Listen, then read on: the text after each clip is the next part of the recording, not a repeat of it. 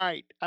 We bring in John Helsley, and you know me, I love to double dip. I love to knock out two birds with one stone whenever I can.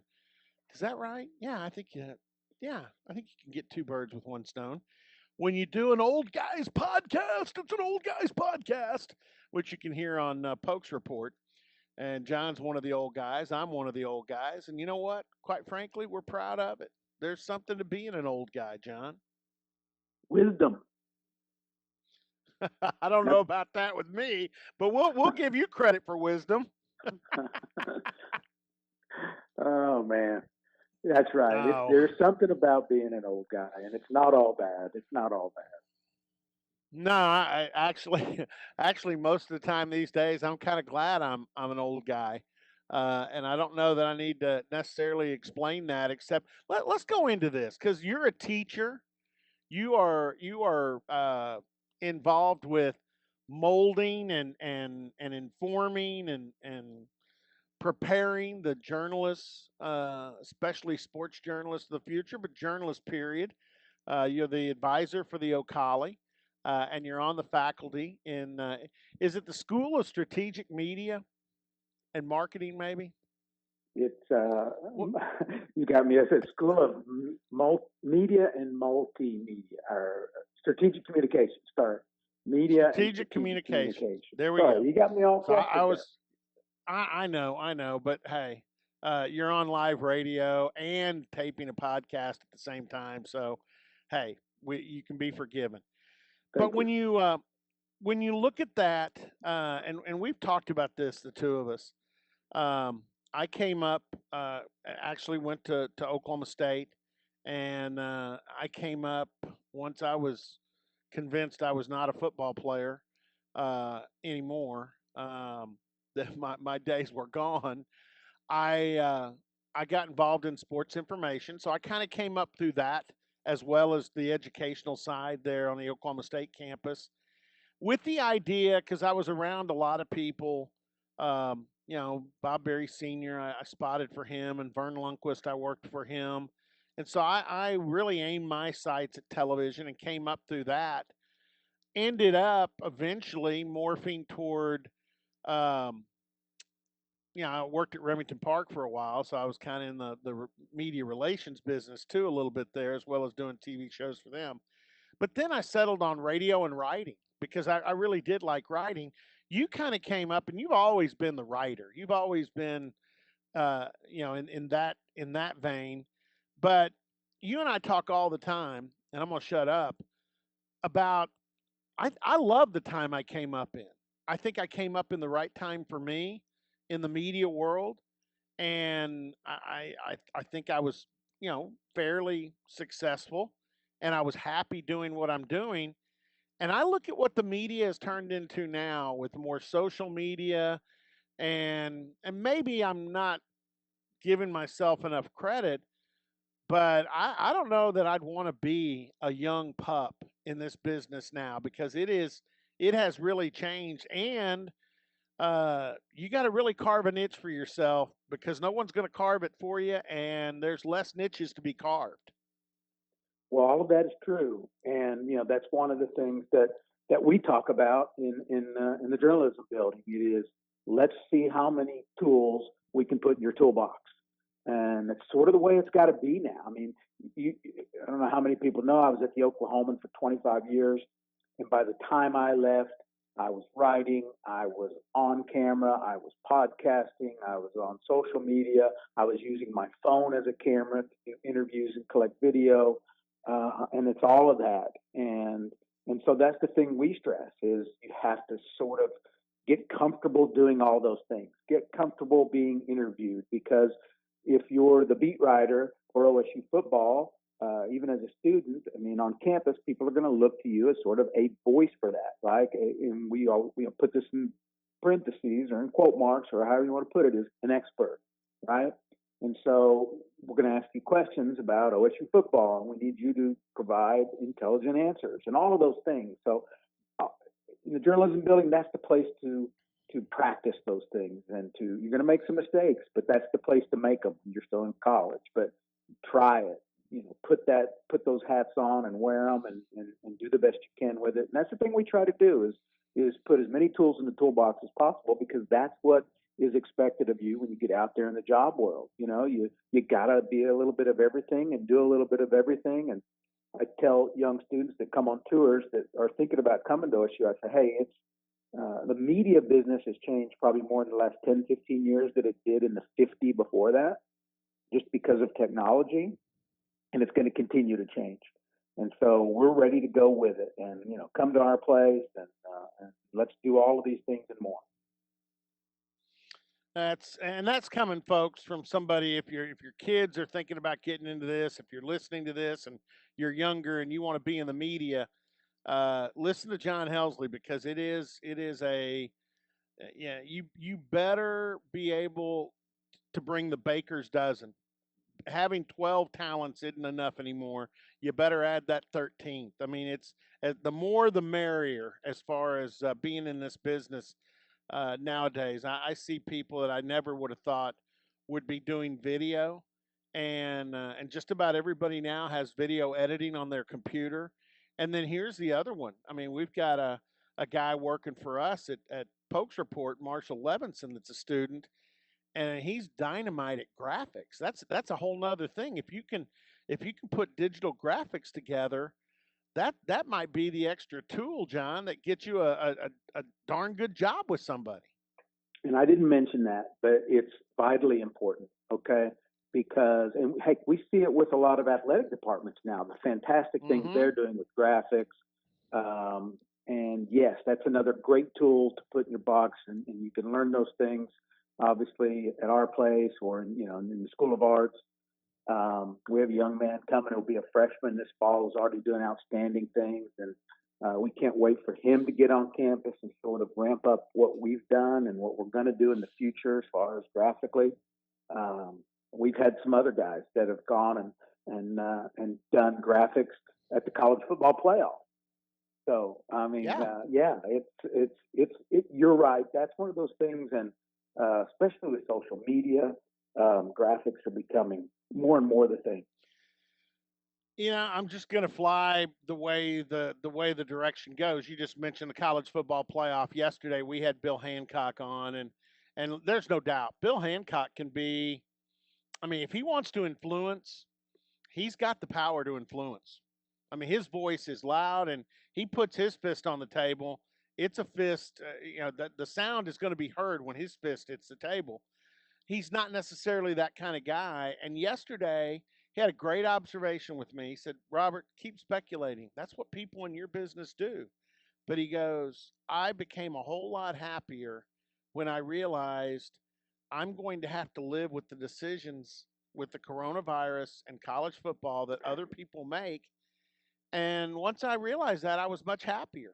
And now I just know we'll pivot and we'll do whatever it takes to for our role with the college football playoff based on the decisions others make. Um, I wanted to say, Bill, we'd kind of like for you to help with the decision. I trust you, but that's not where he was going. But talk a little bit about that, because tomorrow I understand the Big 12 presidents are going to vote, or at least discuss it with Bob Bowlesby, whether to extend the May 31st moratorium on teams and athletes meeting, having any kind of workouts, anything face to face. They're going to vote tomorrow whether to end that or whether to extend it.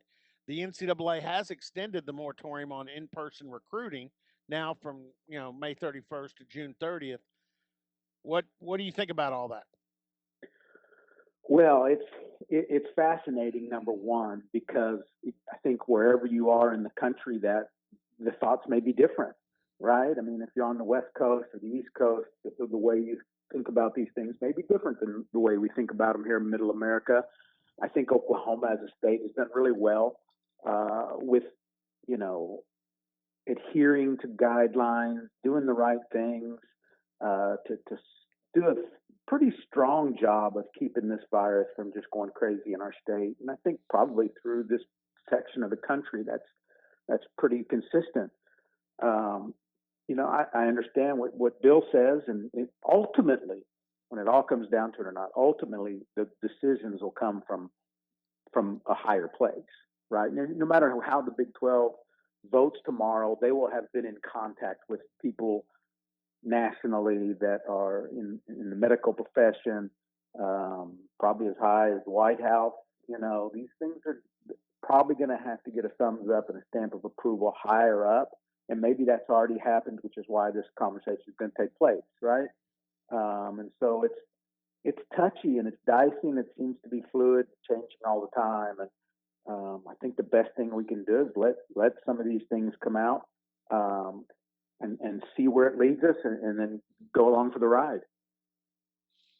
I know, like me, you'd like to see some baseball, but I'm not holding my breath because they haven't discussed the finances yet, and I don't know if they're going to be able to get together on that. At least not very fast. But we do have NASCAR coming up this weekend. We had UFC last weekend. And then on Sunday, you and I were talking about this the other day. I'm not necessarily the guy that gets around the television and starts getting fired up about golf. Except in majors, I like to watch the Masters and the Open and those. But I'm fired up, and we got an OSU rooting interest with Ricky Fowler and Matthew Wolf taking on the evil Rory McIlroy and Dustin Johnson. Good versus evil here, and the good is the Cowboy golfers. Well, and you're right. We've got a rooting interest locally, right? And then we also have a format that makes for better rooting interest golf, right? You've got head-to-head Sure. competition, and you've got sort of a match play sort of setup. So that's always fun and more interesting. I mean, I'll watch golf. I enjoy golf, especially the majors, like you say. But it's a little different level on a different layer here when you've got head-to-head competition like this, and it's like one of those things that makes the Ryder Cup so interesting, right? Is that one, you have to pick a side, and two, it's pretty clear how the scoring's going, and one hole won't doom you necessarily, and I think it's fun. So I'm looking forward to Sunday, and shortly after that, Robert, I think June 11th, the PGA Tour's back, and Yep. so I think we're Well, starting to see. and John, in between, you got whatever that format's going to be with Tiger and Peyton Manning and Phil and Tom Brady. Yeah, my lament with that one is I would I'd be more I wish it was Phil Mickelson and Peyton and then Brady and Tiger. I would it'd be That's more of a easier good for me versus rooting evil. for me. Yeah, yeah, okay.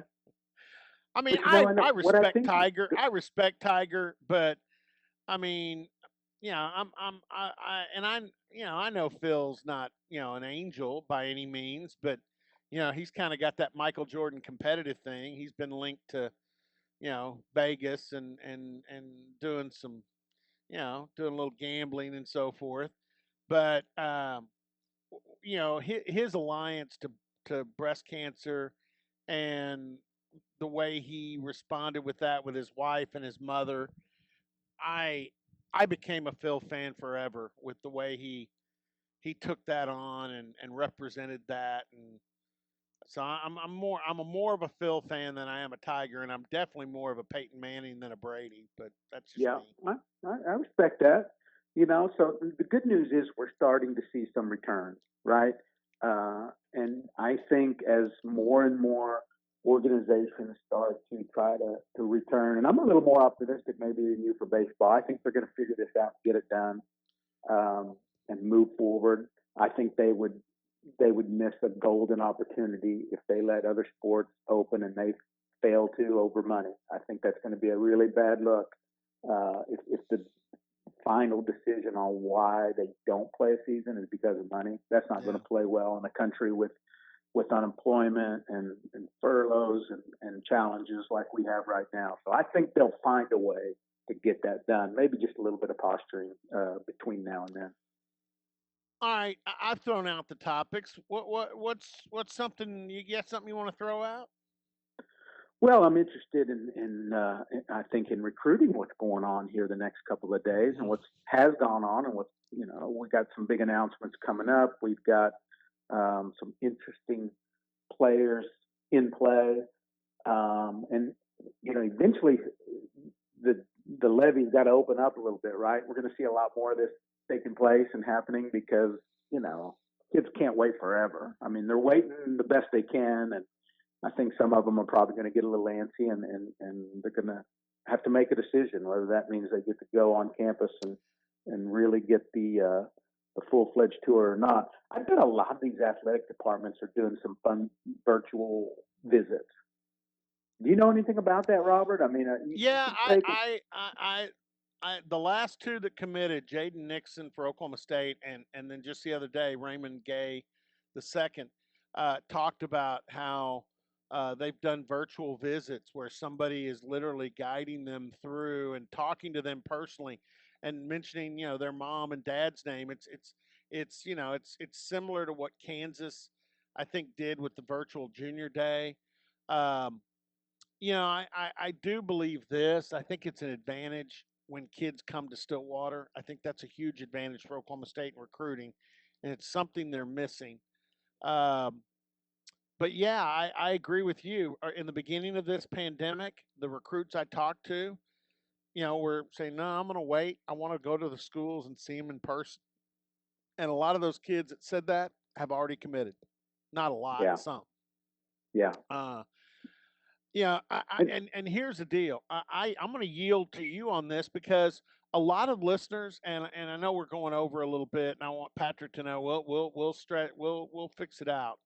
Um, but a lot of people think I'm just I'm going to cover up and I'm going to defend Oklahoma State and Mike Gundy, and because there's a lot of people out there that's the one thing they believe Mike Gundy and his staff don't do.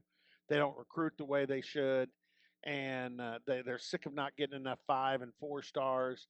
TCU just landed their first 5 star in school history this week, and it's a kid wow, they only got him because everybody else started dropping him, and that's Zach Evans out of Galena Park, North Shore.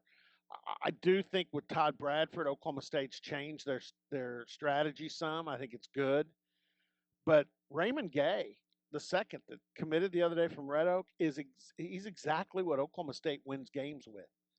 He's a kid that's playing wide receiver that they believe will be better at corner. That they see that in the way they evaluate and kind of go deeper, dive deeper. That's how Oklahoma State competes with the big dogs that do get the 4 and the 5 stars. And then Jaden Nixon, you know, I think they believe he's a Tyreek Hill type talent with his speed. So again, I'm going to yield to you how you think they're doing because anything I say, people think I'm just over here. Well, OSU's doing great. Well, I'm not always going to say that. I mean, there's some kids, and I've come out as much as I can because I'm not going to badmouth a kid, but the kid that was the highest rated kid they got last year, and you know this because you're around me. I said, "Oh no, no," and where is he now? Out of the portal and transferred to Tulsa, yeah. and I'm not surprised. So, No, you and know, I've written about this too, Robert. And one of the things, being old guys, is we have some perspective, right? We remember what it used to be like. And I like to remind people this is the greatest run of success by far, in OSU football history. And it's been done through evaluation and development.